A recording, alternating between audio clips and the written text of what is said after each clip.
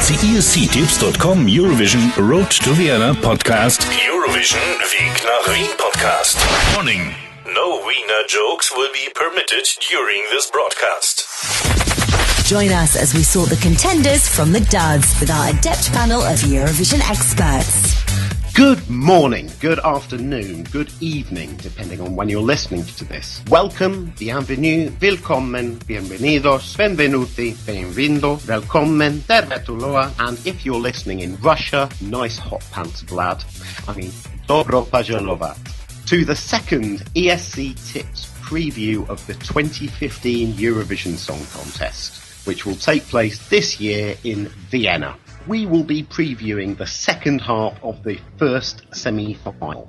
We have songs to preview from Serbia, Hungary, Belarus, Russia, Denmark, Albania, Romania and Georgia. My name's Andy Redfern, at ScandieAndy on Twitter. Why am I here? Because every Eurovision preview show needs a 40-year-old indie fan.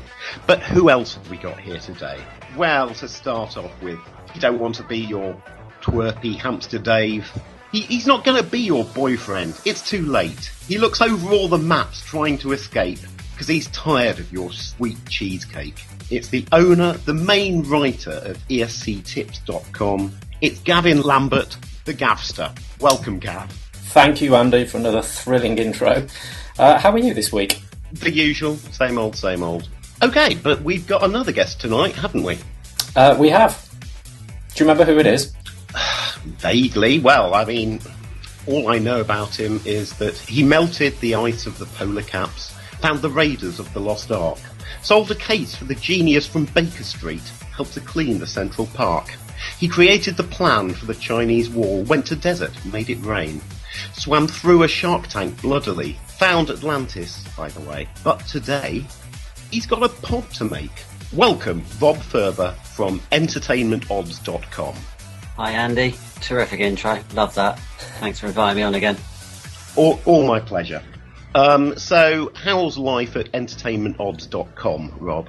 It's very good, thank you Andy, thank you for asking. Doing something a little bit different this year. I'm offering readers a £40 subscription for the rehearsal period in Vienna. Subscribers will receive an email on each of the 13, I think, rehearsal days. I'm in Vienna watching the rehearsals live in the press centre, in which I will outline my betting recommendations exclusively for them.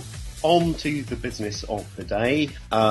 We've got 8 songs to discuss, and the first song is number 9 in the first semi-final.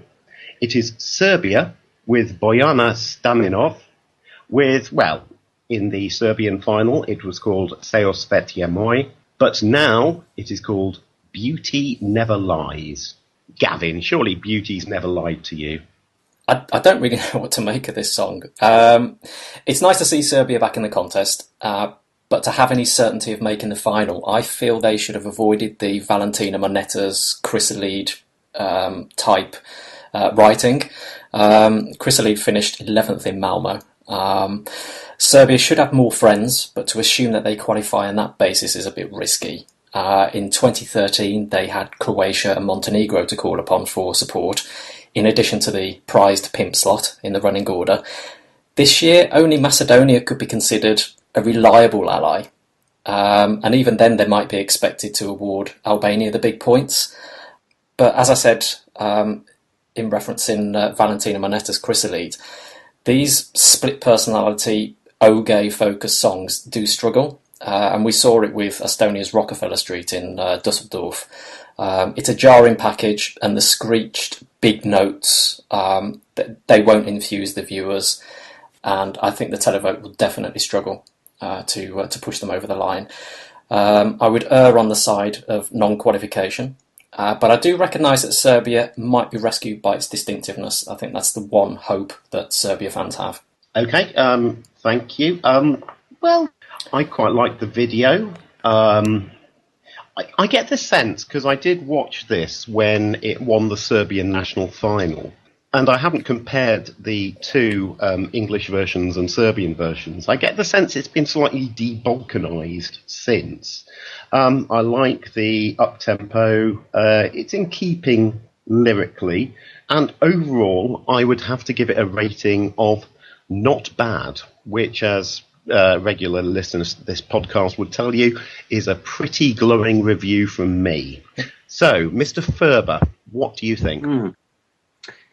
Yeah, I think in the context of this semi-final, if I was a juror, I'd probably be ranking Serbia maybe 9th or 10th, which suggests to me it is a borderline qualifier ahead of rehearsals. I think it's an acceptable ballad, and the switch to up-tempo later in the song arguably helps it stand out a little more. I think as a vocalist, Bojana, she seems quite capable, but I think potentially her strongest attribute is her charisma. And I think ultimately she's going to have to sell this song very well on stage for Serbia to get into the top 10 in this semi-final. As Gav alluded to, Serbia doesn't actually have as much voting power in this semi-final that it can usually bank on. I think another point is that the lyrics and meaning of this song, you know, I'm different and it's okay. I think that carried a lot more gravitas with obviously Conchita last year, but I'm not sure, you know, that message sort of carries as much substance with Bojana. We've also got a lot of these message songs this year, haven't we? And they're all in this semi-final. I'm not sure any of them are going to particularly stand out. I'm not sure on the message. I have this discussion a few times with people that, you know, how often do you actually listen to the lyrics? It's the hook that tends to stick in my mind, and then it's the melody and the overall presentation and feeling. If it's uplifting, if it's if I go back to kind of a New Tomorrow, Only Teardrops, even Calm After the Storm. It's all the kind of on-screen feeling that I think gets the votes, gets the televote, gets the juries, rather than any kind of deep and meaningful lyric. Because I think when people watch it on TV, a lot of that passes them by. Yeah, I agree. Well, I mean, quite frankly, if that kind of general message doesn't go home with the viewing public, then there'll be a lot of people in this half, certainly, of the first semi-final that will be disappointed, because that's about half of them that are about kind of inclusion, you know, depending on who you want to include, but we might go on to that later. Okay, now it's time for the second song. If you don't like Hungary's song, well, what can I say? Don't blame it on sunshine. Don't blame it on moonlight. Don't blame it on good times. Blame it on the boggy. Because Hungary are represented by the wonderfully named Boggy with Wars for Nothing. Rob, was Boggy's War for Nothing? I've heard this song a good few times now, and it still keeps passing me by. I think understated can be good and work well at Eurovision. You know, you only have to look at the Common Linnets last year.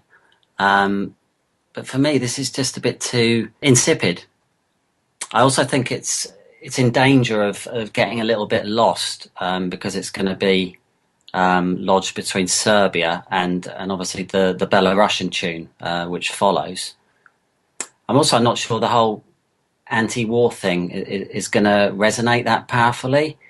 I think for it to hammer home the message of the song, it's definitely going to require some very strong, sort of visual clues on the stage. Hungary does have a decent spread of voting allies in this semi, but for me, it's very much a borderline qualifier pre-rehearsals. Thank you, Rob. Gavin, did this make your feet want to boggy-woggy? No. It's another cliched song, and I've got to echo some of Rob's points that the stage show is a bit stuffy and solemn. But as a package, I think it kind of works well even though it's been quite calculating in its presentation. But just to mention the staging, in their national final, they had all of the previous wars on their backdrop with a number of dead. I don't think they'd even be allowed to show that because it's political, extremely divisive. So you're kind of left then with maybe fields of poppies and stuff like that in the backdrop, if they choose to do something as obvious as that, with them slowly walking around as if it's some kind of funeral procession. It's disappointing because Hungary have been quite forward-thinking of late. So to see them send such a dated package, which is aimed at pissing off one or two of the other participating nations, I just think there could have been so much. They could have done so much better. Even Cathy Wolf would have done better because at least she had something upbeat to bring to what is quite a slow Eurovision this year. But also, had they chucked in a big power note or two, I would have been more positive. As Rob said, there's a few friends to call on, but they're not. I don't think they're hard allies. I don't think they're going to be getting 10s and 12s. But they do have a decent qualification record, albeit two failed qualifications since 2008. But given the strengths of the songs following them, I think it could be a very difficult year for Hungary. Well, to be honest, right at their debut, Hungary looked like becoming the most successful debutantes of all time. When they started in 1994, their first 3 votes were all for 12 points. So after 3 votes, they were on 36. Sadly, they tailed off to finish 4th. And of course, it was 1994, so Ireland won. I'm not sure why Boglarka Semer wants to call herself Boggy. I like guitar music. I like acoustic guitar music. So I'm more inclined to like an acoustic guitar ballad. But ultimately, in the video that they've made, the Budapest public looked just about as underwhelmed as I think Vienna may be. So for me, it's a non-qualifier. And by the way, my tips are usually useless, so ignore them. So it's Hungary all the way in that case. Now we go on to Belarus. Now, Belarus this year are represented by Uzari and Maimuna, and their song is called Time. Do you have time to discuss this, Gav? I've got plenty of time, or at least I did when it was selected. I quite liked it back in December, but the remix has somewhat tamed it. It's not quite as catchy. It's a bit too clean, lacks the thrust, excitement its target audience might expect. And these are the kind of Euro disco kind of crowd, maybe even the kind of the Saturday night drinking song. Usually that's a measure reserved for Greece's entries. But this year we don't seem to have one, and I thought kind of Belarus would be it. But it's kind of lost its edge. The same happened to Light Sound in 2012, and they finished 16th in their semi. Azari is a charismatic guy, the violinist interacts well, but that won't carry them for 3 minutes, so unless there's a big staging prop unveiled in Vienna, Belarus might quickly move to my non-qualification list. But having said that, the regional allies at Belarus's disposal could see them sneak over the line in 10th. It's a real close one. I actually expect good staging because it has the elements that contribute to a good stage performance. Personally, it started the piano intro of Doom, as I will keep calling it, this Eurovision Song Contest, because it's always so bloody prevalent. But it's dramatic enough for me to call it a qualifier. What do you think, Rob? Yeah, I'm probably starting to sound like a broken record here because this is another borderliner for me at this stage. I think the song is guilty of the same thing as the Netherlands earlier in this semi and perhaps Georgia at the end, in that the chorus repeats too much for me. What is it? Time is like thunder, hear it like thunder. It just goes on and on. I think a bit too much. I think, like you were mentioning there, Andy, in its favour, a male-female duet, I think, has the chance to stand out at Eurovision if they get the interplay right on the stage. And a potential key differentiator, I think, with this song is how they showcase the violinist. I think that's Maimuna, isn't it? Yeah. I just think, attractive woman plus violin are potentially sort of winning staging ingredients if used wisely. I did also read that on ESCCAS that a famous film director is working on their staging in Vienna. So, there are possibly grounds for optimism staging-wise. I'd just like to say, if you don't really want to Google attractive woman plus violin unless you want to see some very niche porn. Sorry about that. Bringing the tone down as ever. Shall we all calm down now, gentlemen? Now we go on to Belarus's best friends in the whole world, Russia. And this year they are represented by Polina Gagarina with 1 million largely white heterosexual voices. Rob, what did you think about this? Yeah, well, this is really interesting, isn't it? I think this is sort of the hot potato of this year. How Russia is going to get on. I think it's a top-notch ballad with a memorable chorus. The interesting comparison is obviously Dina Garapova, who sang "What If," which finished 5th back in 2013 for Russia. For me, this is superior to "What If." And it's one of the reasons why I flagged it up to entertainment odds readers a few weeks ago at 33-1 each way first 4. I think it's come in since, and I think it's about 18-1. I think Polina potentially has the looks, the voice, and the right sort of anthemic song to charm all of Europe. I also think that jurors, in the main, do assess songs professionally, when they're not doing an Armenia and intentionally giving lowly rankings to the songs that it, perceives as the biggest threats to an Armenian victory.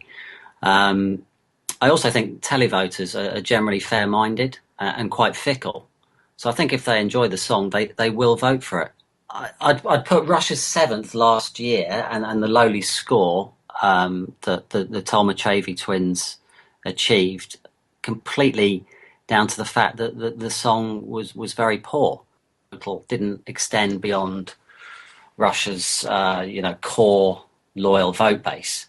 And I think if you look back to 2010 and 2011, when Russia sent similarly, well, in my view, below par songs, you may remember them. Peter Nalic and Friends, I think it was, in 2010. I enjoyed that for shits and giggles reasons. Yeah, I actually liked it as well, Andy, but I could understand why, it sort of didn't travel in Eurovision. Yeah. And then I think it was Alexei Vorobyov, if that's how you pronounce his surname, in 2011. The Tolmachevi twins achieved a similar sort of score to those two entries. So, I think it would be dangerous to read kind of anti-Russian sentiment into last year's result. Did you like the united, mainly white colours of Benetton video that we got from Polina? I mean, one thing I'd agree on is that the EBU may not see Russia as the ideal host right now. But, if it gets a second-half draw, there isn't much it can do about it. And, let's not forget that Azerbaijan, the EBU was happy with Azerbaijan hosting in 2012. And fair enough, yeah. That has a pretty appalling human rights record, doesn't it, I think? Ooh. Gav, your opinion? I think we're going to contrast here. Firstly, let me say that I respect Russia's song. It's a solid effort, it's well written, has a strong message, and a contemporary, uplifting arrangement. In that respect, I can't fault it, but what jars with me is the narrative of peace and acceptance against what is a dire situation in Russia and surrounding areas. The whole package feels like a propaganda campaign. Over at our friends Sofabet.com, Eurovision wrote that Nazi Germany would send this song to Eurovision if they still existed. And he is right. The West will be watching in utter disbelief in May when Russia takes to the stage to lecture the world on peace and acceptance. And there's no doubt that Russia's vote will be propped up by friendly nations, but can anyone seriously make a case for Russia scoring enough Western points to take the win? I'm not sure I can make that case, and I point out the following seemingly deliberate acts of sabotage from last year's juries. And these are all countries that ranked Russia outside of the top 10 on their jury score. So these are the professionals that we're talking about.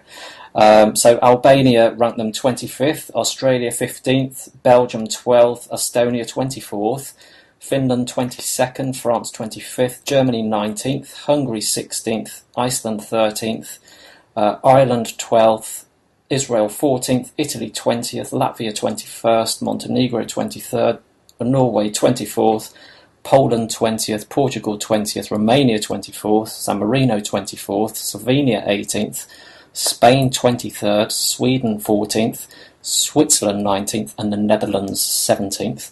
I expect the Netherlands to be slightly lower this year. That's because it was a rubbish song, though, Gav. Oh, I know. But what I can accept is that last year's 7th place for an inferior song could be improved upon. The juries will rank them a bit higher, but that's surely got to be undone by the Western public who remember Malaysia Airlines Flight 17 and the continuing escalation of tensions since last year.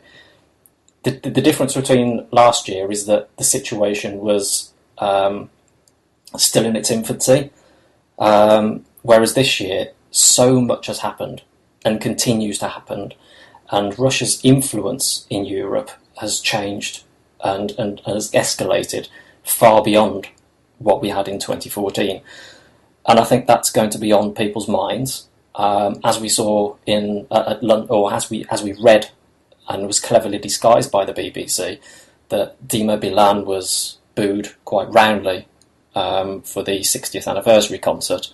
I just think this sentiment towards Russia will influence the voting.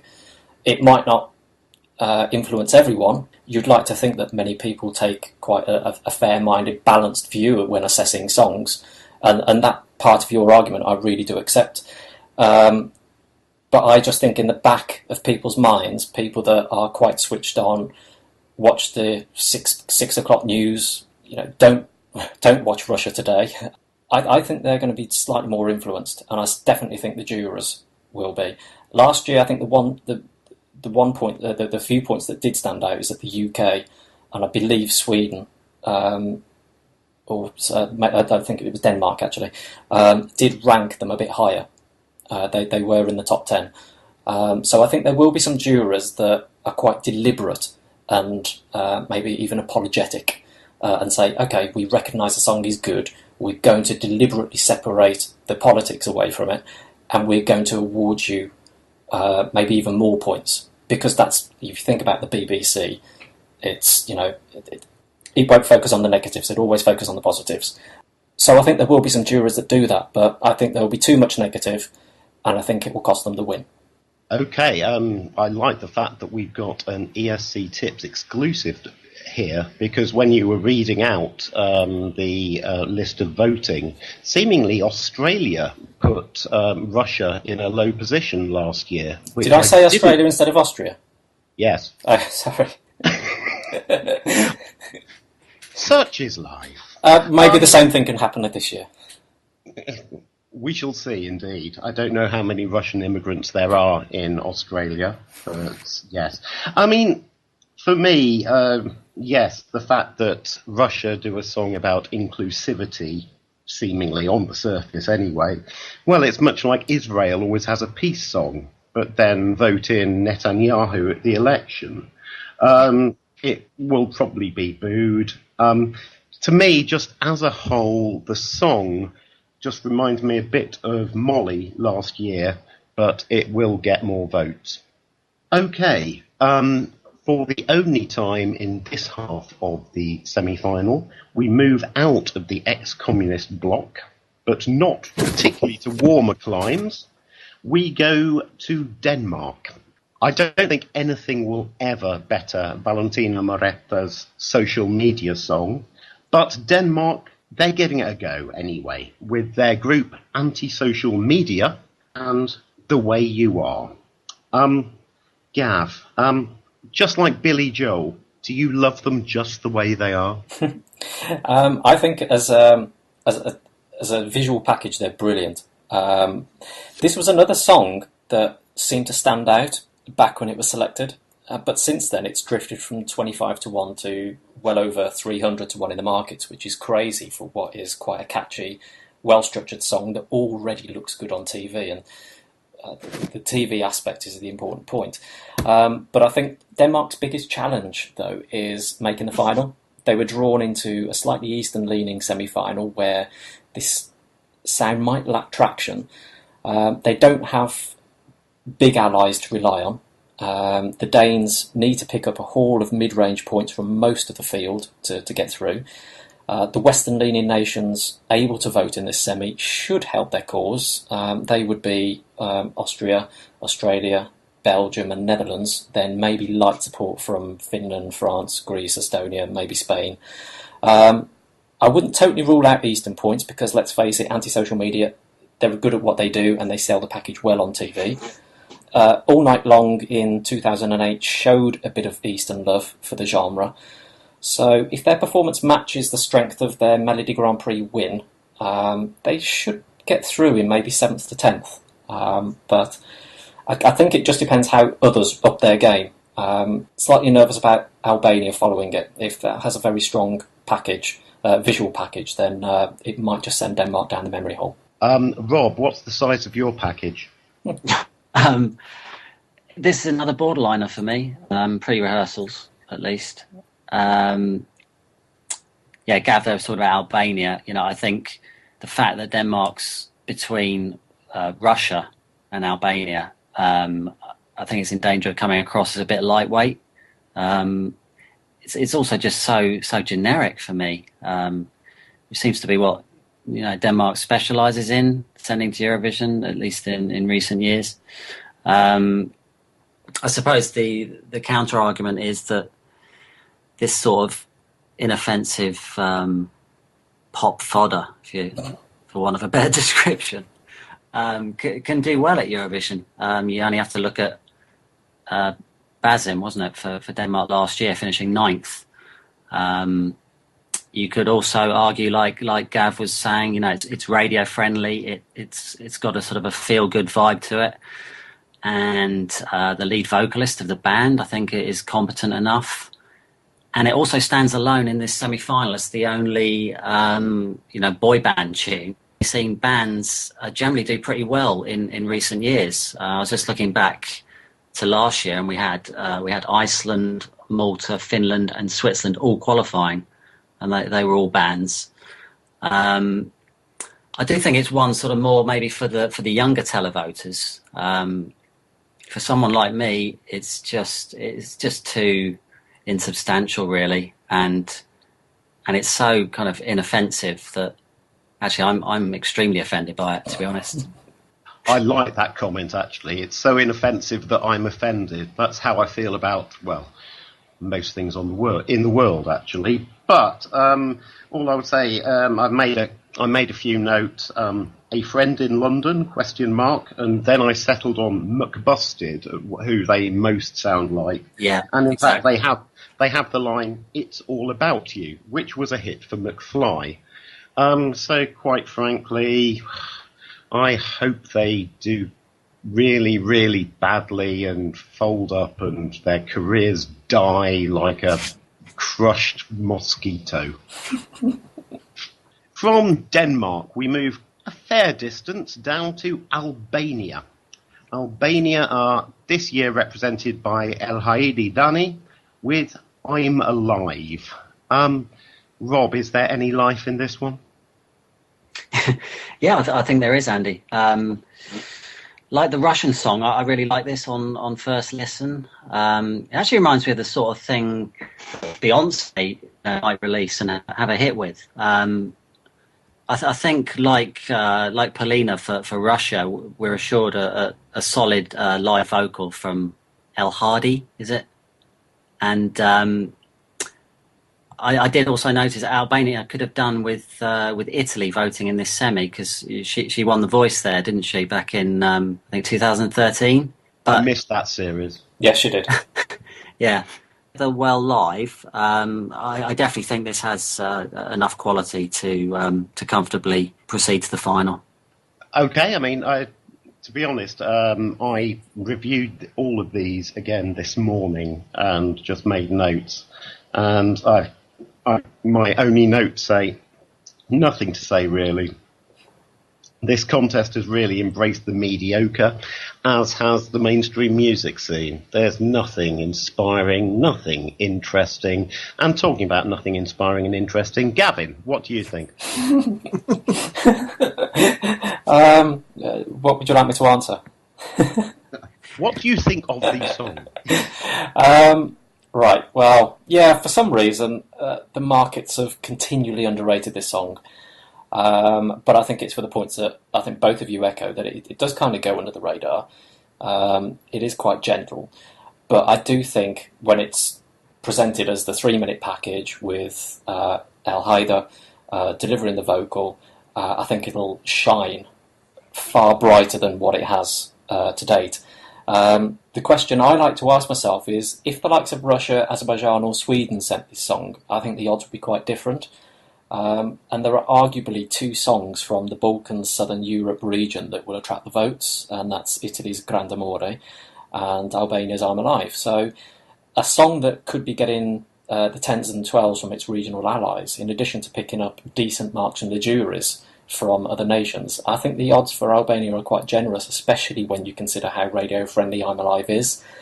It also builds well, and it allows El Haider to show off her faultless vocal. There was a 30-second acoustic snippet on YouTube earlier this week, and her vocals are crisp. She's very telegenic, and I think she does draw you in. She's a very genuine performer. I think Albania are definite dark horses and should feature in the top 10 in May. The only caveat I have to people backing big odds that are available on Betfair at the moment is that the market does get very wise very quickly to a song that it assumes can't win. So when Albania were going through their song transition, I was backing it around 200s to 300s. I wouldn't back it today at 100 to 1, because if the market does get very wise, you're going to lose the ability to trade out of that position. So I think the Albania are definitely the right odds, given that we don't know the package so far. Okay, I mean, I should reinforce my points by saying I could have said that thing about the mediocre about a lot of entries this year, so it just happened to be Albania when my patience ran out, and I do think that this song will qualify. Okay, from Albania to the penultimate song of the Tuesday night. Romania this year are represented by Voltai with De la Capat, or All Over Again. Gavin, give me it all over again. It's a really safe song from what is actually a popular band in that region of Europe. But compared to last year's Abomination, it at least brings a level of integrity to the contest. I'm not sure about that whole teddy bear thing in the video. Maybe that should be left well away from Vienna. The addition of English lyrics will help it score outside of its block, but I thought the English needed to come in much earlier. I found myself switching off after the first chorus.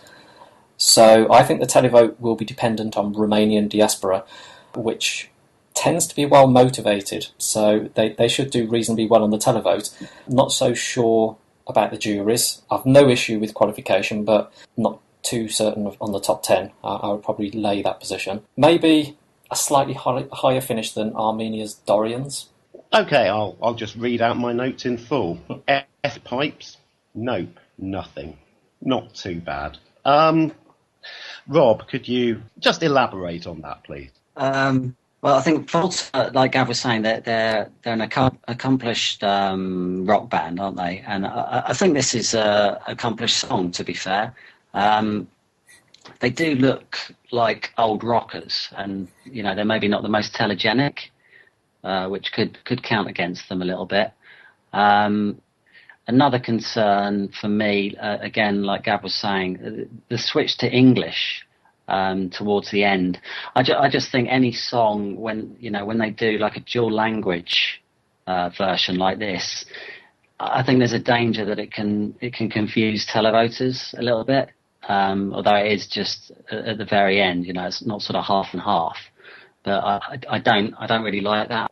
I think more importantly, the question is what has Romania got on the EBU? Because since they've had this producer decided running order, it's been given the pimp slot twice, and this time it's on second last. I agree with that. Yeah. Yeah, I mean it keeps getting these great running order positions in the semi-finals. And it doesn't need them. No. Well, I'm sure it's got nothing to do with the fact that an insider at the EBU is actually called Vlad Ceausescu. But okay, and now we move on to the absolute final song of the Tuesday semi-final. It comes from Georgia, and Georgia this year are represented by Nina Sublati, and she's singing about her warrior. We'll go on to you, Rob. Is she a warrior, or do you just worry for Georgia? That's a good one. Personally, I prefer this warrior to the Malta one in the second semi-final. It's a little bit dark. It's got an edge to it. I like the punchy chorus. I did also read that it only took Nina a few hours to write this song, which might explain why that chorus does sort of repeat a little too much. Also, I think her diction isn't the best, but I don't think that's a massive issue because I've also read that she's going to have backing singers in Vienna to help her. She also looks like she's going to give it plenty of attitude, which I think is exactly what this song needs. They sort of need to get her in some kind of feisty warrior princess outfit or something. Also, as the show closer, it's got a great chance to stand out. Especially if they can do the song justice with some dramatic staging. Yeah, I agree with that. I mean, I think they've got to invoke the kind of spirit of Ruslana from 2004 for Ukraine, which I think they're really, really trying to be fair. I don't think it's as good a song, but I actually wrote down a slight compliment in my notes, which was slightly less formulaic than most. Gavin, can you compliment the plucky Georgians? The original version, certainly not.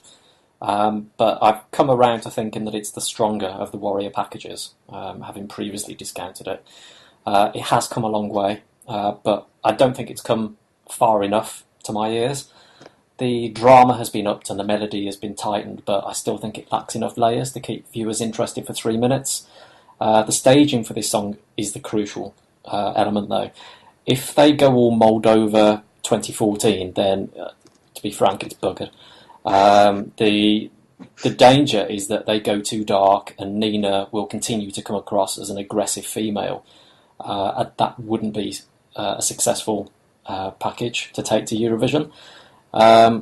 Qualification isn't an issue, but in the final I think Georgia will be further down the pecking order for their regional votes.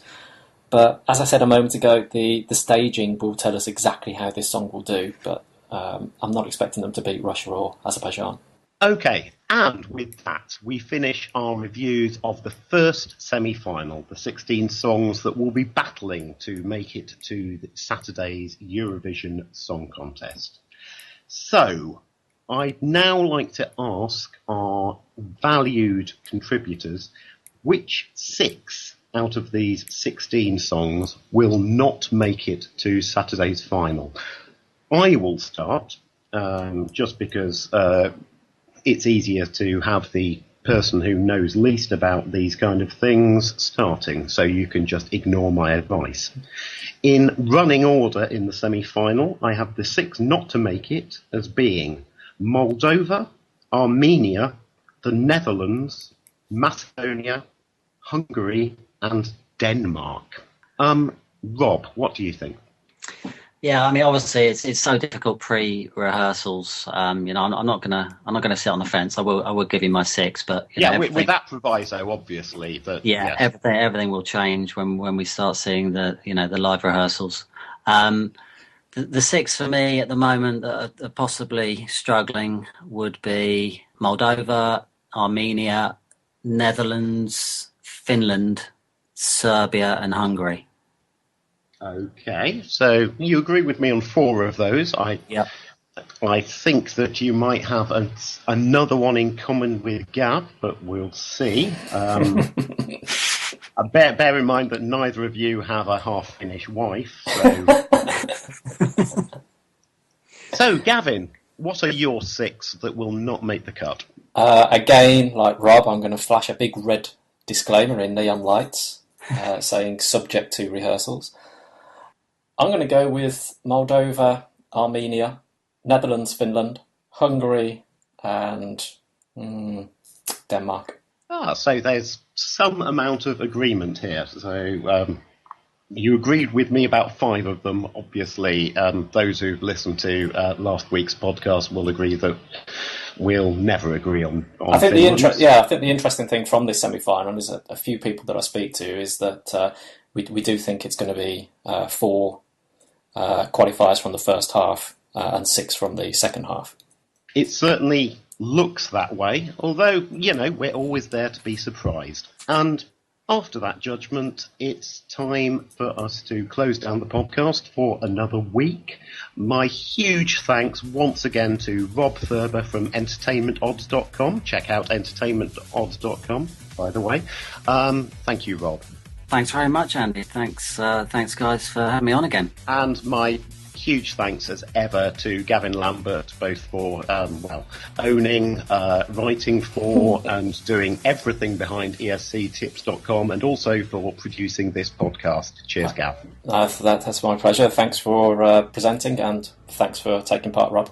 All right, Gav. Thanks a lot. And to all of you listening out there, both of you, thanks so much for listening. We'll be back, hopefully within a week or so, with a review of the first half of the second semi-final of the 2015 Eurovision Song Contest.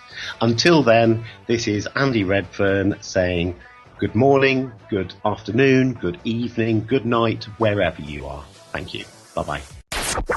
ESCtips.com will return with another show soon. In the meantime, show us some love by following us and sharing this podcast with your Facebook and Twitter friends. Until next time, auf Wiedersehen.